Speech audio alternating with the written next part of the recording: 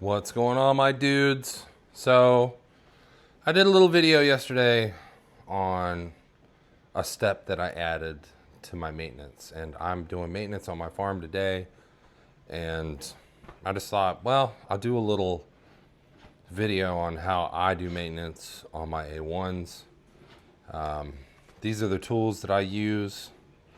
Got a little just brass bristle brush, my iFixit toolkit, a WD-40 precision pen, show you that, and I got a little vacuum that I got off Temu, I believe, that works just fine. I've already cleaned my build plate, so I take my build plates off, all 6 of them, and I wash them. But I just start with the vacuum, so hopefully this isn't too loud.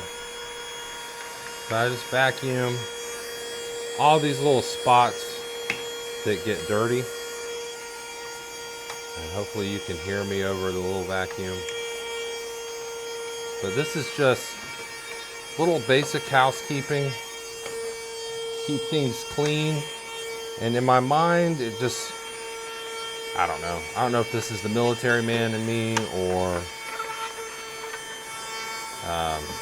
just being cleanly, but it seems to me that cleaning all the surfaces like that just helps keeping the build plate free of debris in case, you know, there was a clump of something that might get in there. So I do my best to just vacuum around all through. I take my little face cover off. We're going to take the hot end off anyway. Just vacuum. I get down here around the tracks. My machines are in my garage, and so they just track dust.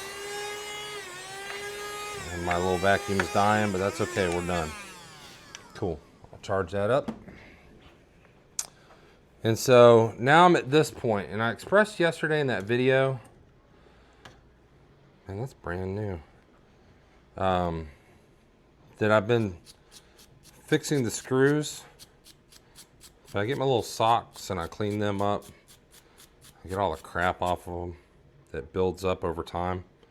I'm actually going to replace this one because it's thinned out really bad on top and on the bottom. So I'll grab a new silicone sock. Got them over here. Let's see, extruder gear assembly, Hotend sock. So believe it or not, I've had one of these socks fall off. And that's never great. Or they just get to the point where they get like really gummy. Just replace it. They're cheap. I think it was like $3 or something, probably even less to get these. So just replace it. If it's all gummy and crappy, it's not worth a 50-cent part or however much it is gumming up or failing a print. It's just not. So now I'm going to grab this hot end and pull it off. And in my video I was showing that I'd seen, you know, everybody's like, oh, you need to get these screws. What's these 3 screws right here? So yeah, mine are already loose on this one. Well, not loose. I've never had one of these heating elements fall off per se. There we go.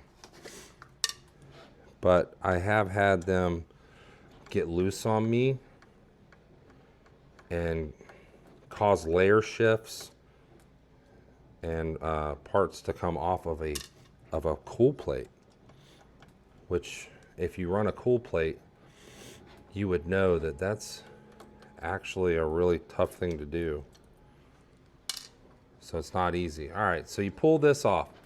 Well, now what? There are 4 screws on the back side of this. This is my video from yesterday as well. Just grab your hot end. Yeah, these are loose. So this is something I do every couple weeks. I run my machines enough that every few weeks I do my best to clean all this up. And there's a bunch of crud back here, so I'm going to vacuum it up. And it's just good housekeeping. That's it. Now, if you've got every now and then, if you're checking your oh, I would say this, I'm messing up my words. Remember, I'm Army strong, not Army smart. Not meant to talk, I'm meant to fight. Anyway, if you get a lot of errors where you're getting slipping, your filament slipping when you're changing colors a lot, and even if it's 2 or 3 times, just replace the extruder gear would be my guess. I noticed that with my A1s, you know, it'll happen kind of gradually over time. You'll get 1 or 2 slips and it'll be annoying. If you're doing this like, and you're a hobbyist and you're really only printing when you're home, you know, just wait until it gets enough to where it annoys you and then change the extruder gear. But if you're running a small print farm or even a few machines, kind of 24/7, just change the extruder gear. It's pretty easy. You take out a few screws, pull this assembly off, you change out the gear, make sure everything's got, you know, lube where it's supposed to be and not where it's supposed to be. Change that out and it will get rid of that headache for you. And then you can go another couple thousand hours without having to worry about that part. But now that I'm putting this into my maintenance routine, I notice pretty much every time that they're not as tight as they were when I started. Okay, that's in there. All right, and then we put our brand new silicone sock on. I've noticed too, as these get older, they tend to grab more crap off of the build plate. Check your little wiper. This one's got a couple thousand hours on it. It's still in fairly decent shape, so I'm not gonna worry about it. And now I've got a little spray bottle right here that I use. My Harris Teeter brand 91% alcohol is fine. So I just take a little spray bottle, dab it with a little bit of alcohol. It doesn't need to be dripping, it just needs to be damp. And then I wipe everything down on my rails just to get gunk that might be on there off. And this is enough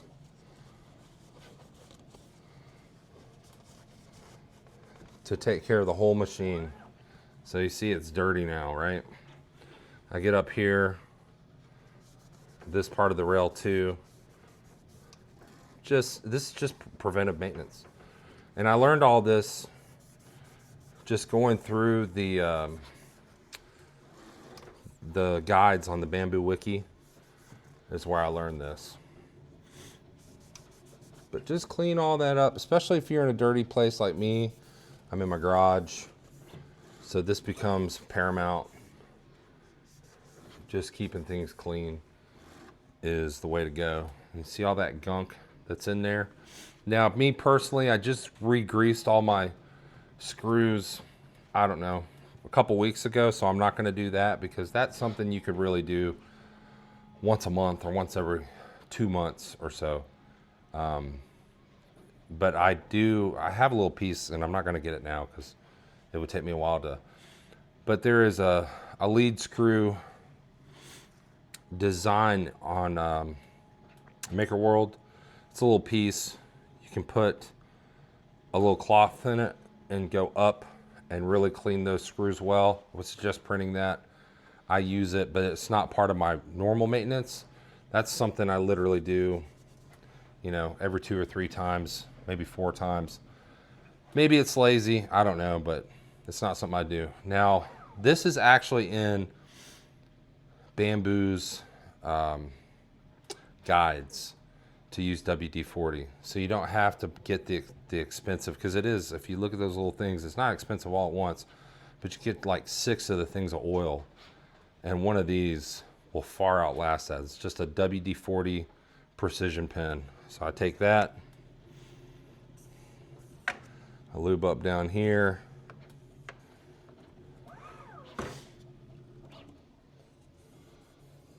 lube up down here, and I lube these pretty good because that oil is going to travel down as well. And then I give this one squeeze up top, because you don't want a lot of oil up here on the rail, and then I don't squeeze it all down here because I don't want this dripping down onto my prints. And now with that done, I replace my little plastic insert. Covers up those bottom rails. All that's nice and clean. Before you put your build plate back on, always wipe this off. Sometimes you'll get a little piece on there and you won't notice it.